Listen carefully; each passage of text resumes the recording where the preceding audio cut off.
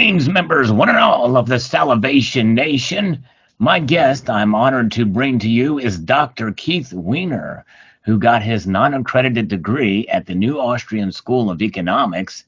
He is the founder and CEO of Monetary Metals and the president of the Gold Standard Institute USA.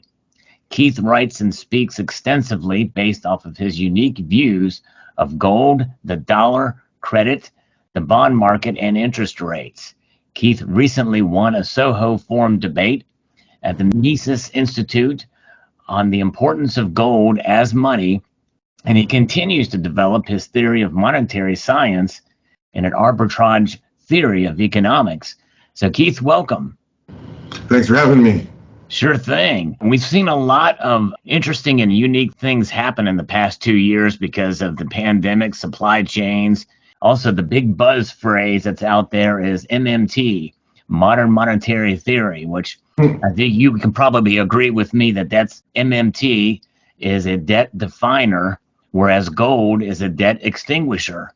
So let's talk a little bit about modern monetary theory, your thoughts about it. I don't think it's very modern at all, if you agree with me. It's not modern, it's not about money, and it's not a theory. Right. Talk a little bit about what is being rehashed from the past with this debt definer with modern monetary theory. It's the same old crap. I wrote an article for the Mises Institute blog about this, that how do you take the old, stale, failed idea of socialism and then package it up and make it, seem chic and new? How do you build a movement around that? Because, the idea at its core is very simple. Something for nothing. That's what socialism has always promised. And every incarnation, every flavor, seems every couple of decades we have to go through a rebranding, repackaging exercise. Something for nothing. We're going to give you something for free that you don't have to pay for. That's it. And then, all the pomp and circumstance around it, all the dancing girls, all the hoopla, all the music, all the confetti is just to dress that idea up. So why is it that people fall for it generation after generation? Why do people want the unearned? Why do they think it sounds attractive if you say, hey, Mr. Mouse, I'm going to give you some free cheese. Hey, Mr. Fish, here's that nice worm that's dangling in the middle of the lake just for you. They need to think more rationally and realize there ain't no such thing as a free lunch, and whoever is offering it to you is expecting to get something out of you in return for you accepting the bargain. As quickly as they give us, the quickly they can take away from the other pocket. The only way that can be implemented, socialism can be implemented, is typically under the guise of big government and under essentially, if it goes to the extreme, like what we're seeing in places like Venezuela, it's at the end of a barrel of a gun. It always goes there in the end, and the initial proponents obviously deny that. Maybe they honestly believe it doesn't necessarily have to go there, but it necessarily does, because if you're robbing Peter to pay Paul, Peter usually doesn't like the arrangement. So then Peter wants to not be robbed, and then you have to then stick a gun in his face and make it clear that, hey, you have to get in line or else the gun's going to come out. And then Peter says, okay, I'll get back in line, but I'm going to just stand here and complain. And then they say, no, you can't do that either. And one use of the gun demands and necessitates another and another and another until you get to full-throated communism, which is the end where it always inevitably goes. And ultimately, you kind of touched on this, there's a morality problem because it is robbing Peter to pay Paul. We have legislation that's halfway through the Congress right now that is rebranded. Now it's the Inflation Reduction Act or some sort. And some economists and some theorists and some people who have studied this say that taxes will be raised and money will be sent to pay for prescription drugs and the like. And it's just another example of kind of rebranding. It's free money for Paul, and you have two parties. One that says we'll get it by taxing Peter, and the other that says we'll get it by borrowing from Peter. So it's the party of borrow and spend versus the party of tax and spend. And the party of borrow and spend isn't really opposed to taxes, and the party of tax and spend isn't really opposed to borrowing. And so you end up with one unified government, which is borrow and tax to spend. Nowadays, the amounts they spend are way out of proportion to the amounts they tax, and so it's mostly borrow. Hence, And at the margin, it's 100% borrow. hence why we have deficits and massive almost $31 trillion debt. That's right. And that'll be, in 8 years, that'll be $62 trillion. It doubles about every 8 years. And this is probably why we don't see gold talked about too much in the West. You know, you have nations like Turkey that the citizens, it's ingrained in the citizenry, they're putting it underneath their mattresses. There's more gold coins sold by their mint than gold eagles by our mint for the people there in Turkey, because they've seen this happen time and time again with their currencies. And of course, Venezuela is experiencing it as well. Zimbabwe went through it. In fact, Zimbabwe is now minting a gold bullion coin to try to move away from inflation. So gold inevitably will come back in, but they don't like it. The modern monetary theorists don't like that this thing constrains them, this inanimate object that pays no dividends, gold. You have some pretty interesting theories about gold. First, talk about the gold standard. Some feel we can get back to, or it could be something that could be a part of a greater rules-based monetary system. That certainly the progressives don't want to go towards these people that are the Keynesian. They don't like anything that constrains their power to spend and control. So talk a little bit about that. I just have to observe as somebody who's an American, but I do a lot of travel around the world. I think Americans understand gold the least of any culture that I have visited. And I think it's because we really haven't had currency collapses and hyperinflations and currency crises here as they have in most of the rest of the world. Even in Europe, you know, people know about Weimar Germany in 1922, but Austria had hyperinflation in 1956. So most places in the world have had it in living memory. If not, you know, in Latin America, you know, every 5 to 10 years they have it. And Americans are able to, you know, trust their dollar a great deal more, or at least historically have been able to. All of that said, you know, my idea on the gold standard. So when I had that debate against Pierre Rochard, was the Bitcoin guy under the Soho Forum, which was hosted at the Mises Institute in Alabama.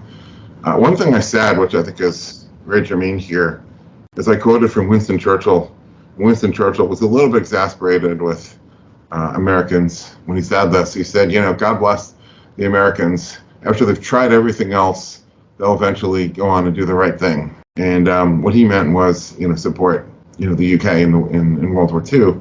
But I think there's applicability with that quote to the gold standard, that here we are floundering around in clearly what is the end days of, you know, fiat currency, or economically, it's more important to call it irredeemable currency. So it used to be you had a $20 bill, you could walk to any bank, push that across the window to the teller, and get back approximately 1 ounce gold coin. And so it was redeemable for the money, which was the deposit, which was the gold. And today it's not. I mean, the $20 bill is the end. That is deemed by the government to be final payment, except it's not final payment. It's still a credit. It still says Federal Reserve note right on it. So we have all these gold coins. The U.S. Mint has been stamping them out, thanks to Ron Paul, stamping them out since the Mint Act in 1985. So I guess they were stamping them in 1986. Lots and lots of those gold coins out there, and lots of bars and rounds and medallions and all sorts of other forms of gold as well. But it doesn't circulate. That's the question everybody needs to ask. What would it take to make it circulate? And the answer is an interest rate. The interest rate is the regulator of flow in gold standard. And think of it this way. Everybody's got to save for their retirement. If you're being paid your wages in gold coin, and for some reason the interest rate went to zero, you're not going to lend your gold at 0%. You're going to pick those coins out of circulation and put them under the mattress.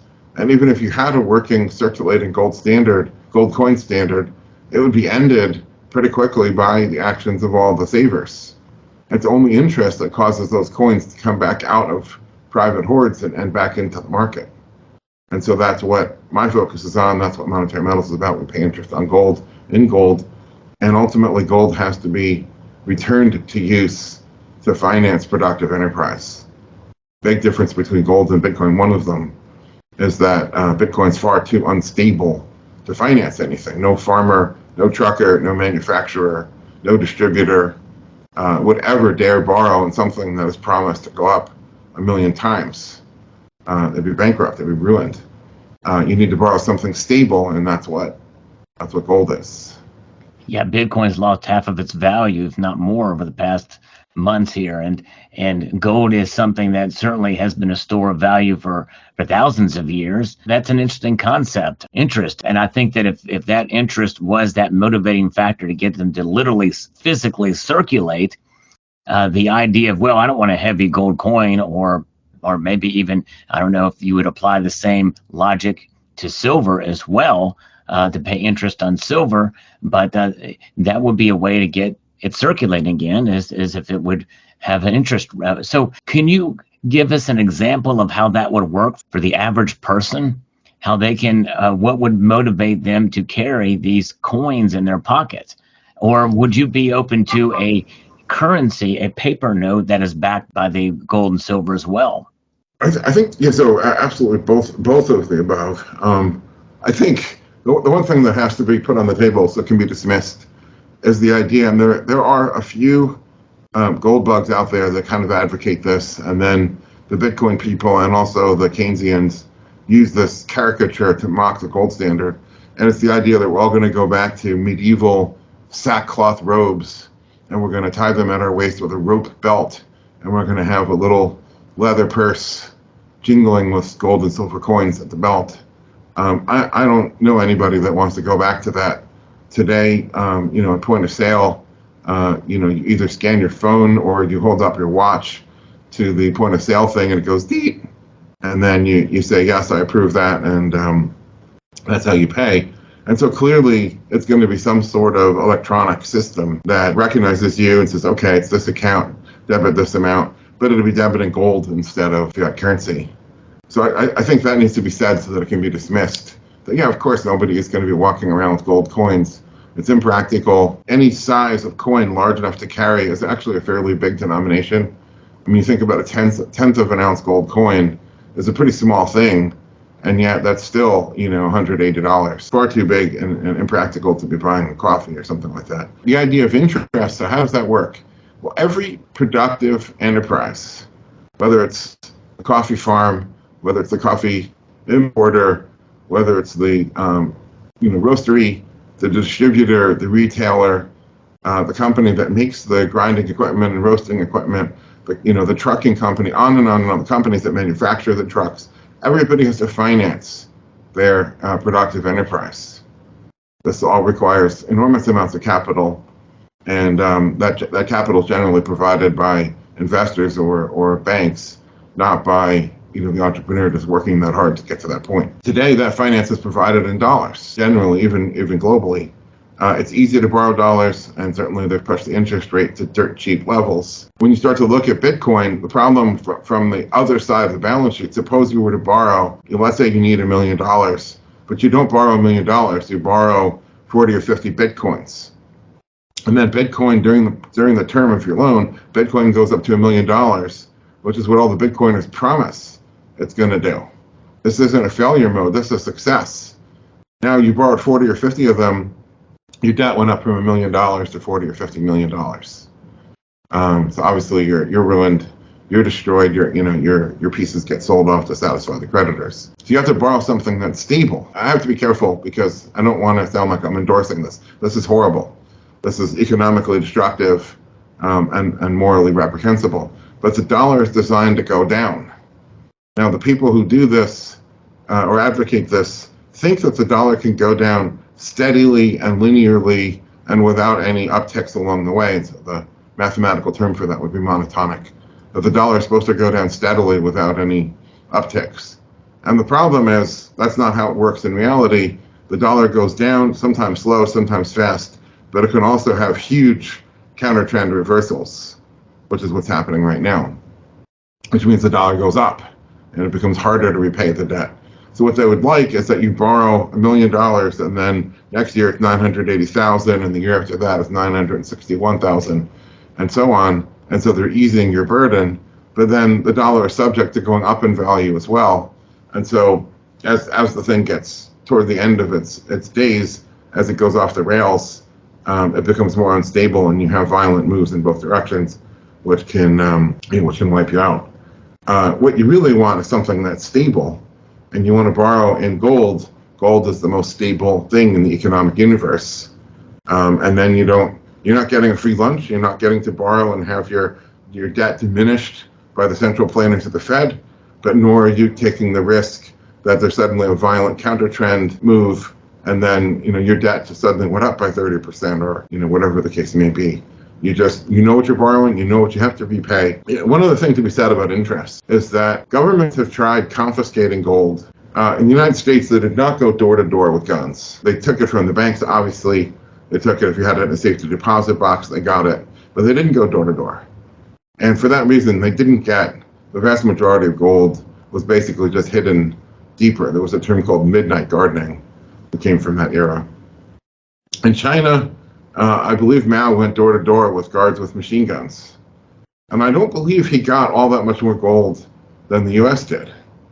Again, when people see that that's happening, they just bury it a bit deeper, is all. Even threat of a bullet to the head doesn't really pull the gold out. At best, the government gets some of it. Now, in the case of communist China, they use that as hard money to buy food or to buy munitions or whatever it is they want to import, because they can't produce what they need. But if you're talking about any kind of semblance of a free market, there's only one force that impels people to bring their gold out. And I frame it this way, and I say, suppose I come to you and say, I want to borrow your gold.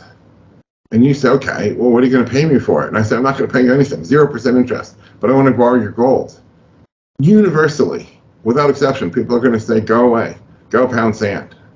I say, okay, I'll give you some interest. And then they say, how much? And I say, well, I'll give you 0.1%. Those people are still going to say, go away. At 0.2%, 0.3%. As I go upwards, eventually I find the margin where some people will say, okay, fine, I'll lend you my gold in order to get that interest rate. And that's how a free market in credit, can operate, how it used to operate and how it needs to operate, again, going forward. Everything can be financed that way. There's more than enough gold capital out there. It's a matter of finding the right interest rate.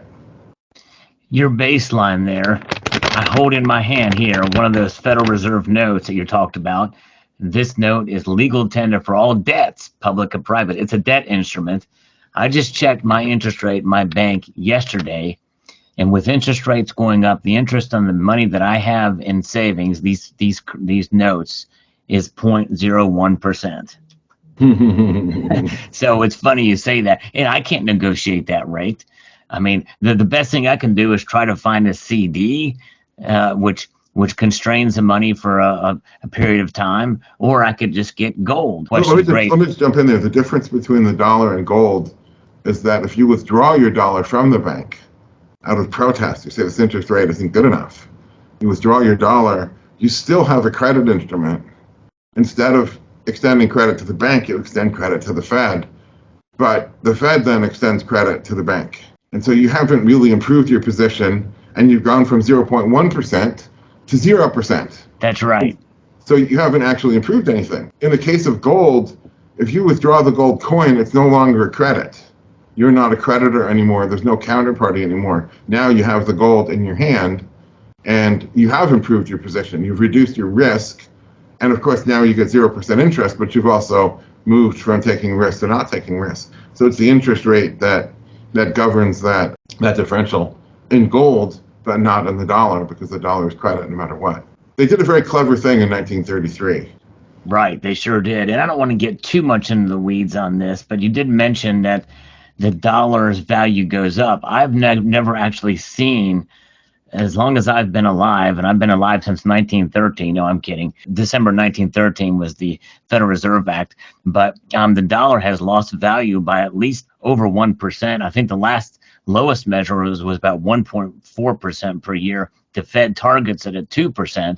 Now, the strength of the dollar, which is measured with a DXY as a measure, as a breadbasket of 6 other currencies about the IMF, the strength can go up, but I've never actually seen the value of the dollar. Let me explain what I mean by that. So you can obviously look at the DXY, which has risen quite a lot over the last year. You can also look at the price of the dollar in gold.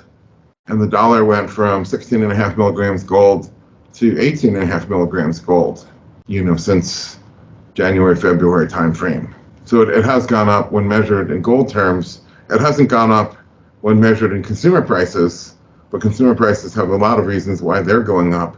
And if you measure the dollar in consumer prices, then number one, you don't necessarily see the reality, and number two, it's a very Keynesian idea to, of course, consumer prices are measured in dollars, to then turn around and measure the dollar in terms of consumer prices. It becomes very circular, and it isn't necessarily demonstrating what people assume that it is. The dollar versus gold.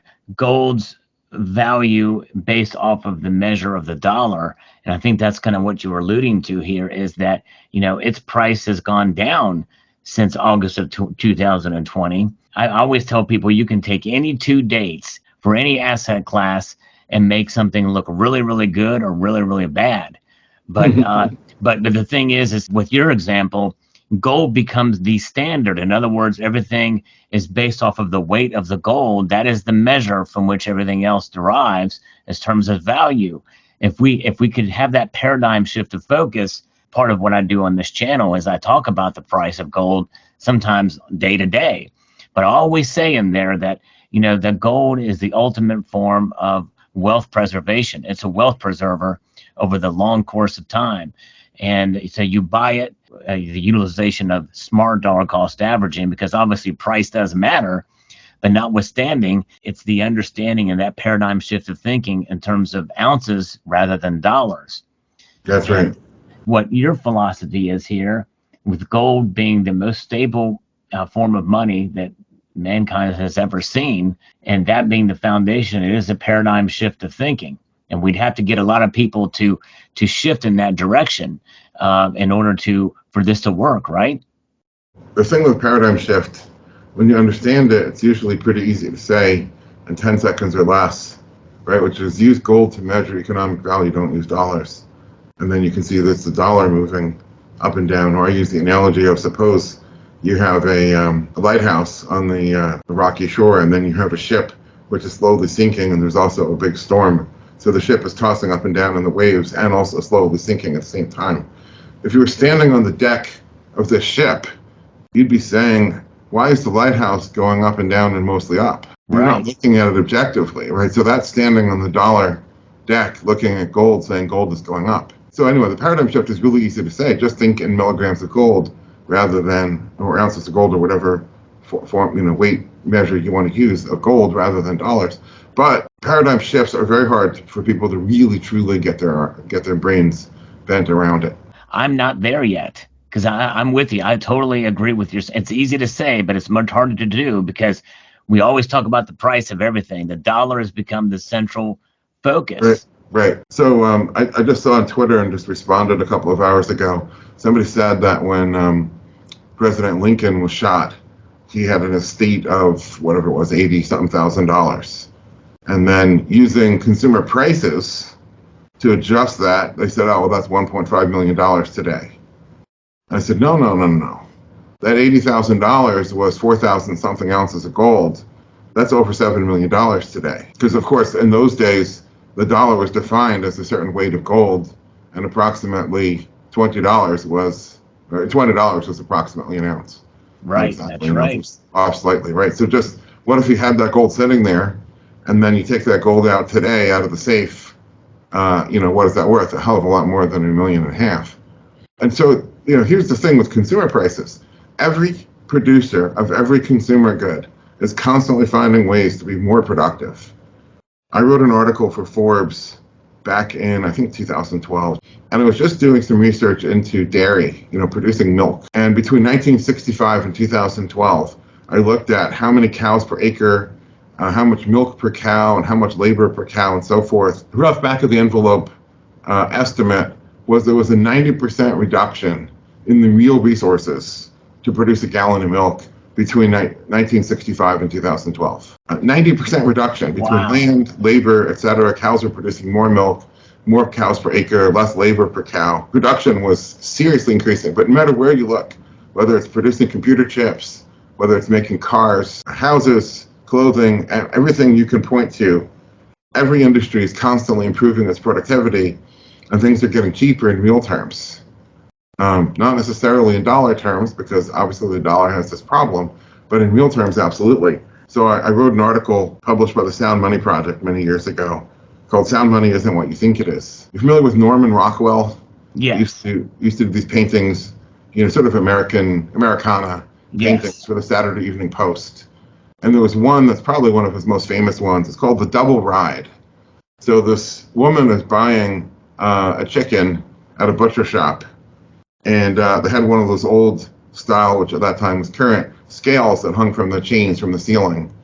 And the chicken is, in some butcher paper, and it's on the scale. Now the woman has her finger underneath pushing up, and the butcher can't see her finger because the paper is kind of blocking his view of it, but she's trying to lighten the load on the scale by holding her finger underneath it.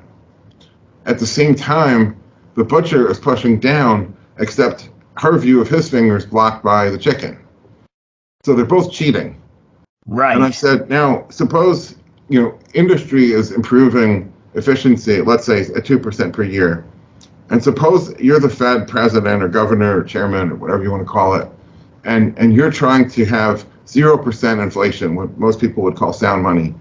And so suppose it were possible, which it isn't, for you to devalue the dollar at the same rate, matching rate as to what industry is constantly improving. So industry is cutting costs at 2% a year, you're cutting the dollar at 2% a year, and then the net result is prices neither moving up nor down. And I had this picture and I said, is this a picture of an honest measurement of the weight of the chicken, even if the two fingers are putting the same force, equal but opposite forces on the scale? Is that sound money? Is that a sound measurement? Obviously not. All else being equal, prices would be falling. And I wouldn't call it deflation. I would just say prices are falling because the industry is becoming more efficient. At the same time, what we have today, and we've had for many decades, is relentlessly increasing regulations. And the regulations are adding costs in all sorts of ways. And so I define a term that I call useless ingredients. And that is when the regulators force producers to put something in their product that people don't value and often don't even know about, such as ethanol or MBTE in gasoline, or certain preservatives in bread. I mean, every product you could name, if you buy a new car today, there's 17 airbags in it. Do people even know about all those airbags? Do people value them? They realize every one of those airbags adds $100 in cost to the finished car. 17 airbags, $1,700, right? And people say, look, inflation is driving the price of cars up so much. And I said, well, you have to take out all the useless ingredients. Today, in addition to that, we also have green energy restrictions, which make energy in particular far more expensive than it should be. We have trade war and tariffs, and then we had lockdown, and what that did to the supply chain. It's still a tangled mess, even now, though it's slowly recovering. And then finally, we have the Ukraine war, the sanctions, the destruction of, obviously, the capacity of Ukraine to produce wheat and sell it, but also Russia's capacity to produce has gone down quite a bit. And so we have all these things that attack supply, but they're not monetary forces.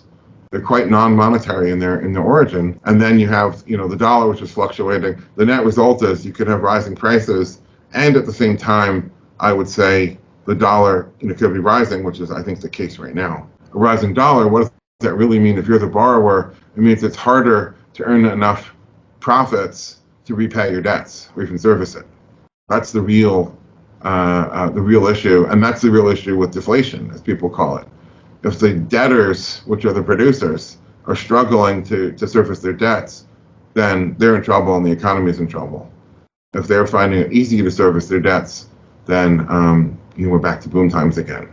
It would be a neat transition if we could move towards at least some sort of rules-based monetary system, something to constrain the dollar, because as you said, these other factors, they are really kind of independent of what's happening with money and currency. We know the more you print, the less valuable those debt instruments are. Having gold as part of that, that's what monetary metals does. You actually pay interest in gold and silver, correct? That's it. And we do that by financing real businesses that are using it to support and grow their production of real things. When you get away from the financial markets, that's what it's really about at the end of the day. Businesses produce more so they can make more money. their customers get more goods and services. So the customers are better off. The lender and all the savers that put their capital up get something. It's a win-win-win deal all around. A concept that I think is being increasingly forgotten in today's hyper-politicized economy and financial markets. Very true. Dr. Weiner, thank you so much. This has been an enlightening conversation. I appreciate you sharing your knowledge with us. Before we go, is there anything else you want to close with, or any other topics you want to cover? Yeah, I certainly would give everybody our URL, which is monetary-metals, which is a plural.com. So people can come to our website. They can follow me on Twitter at Real Keith Weiner on Twitter. I'll post a link to the website in the description of this video below.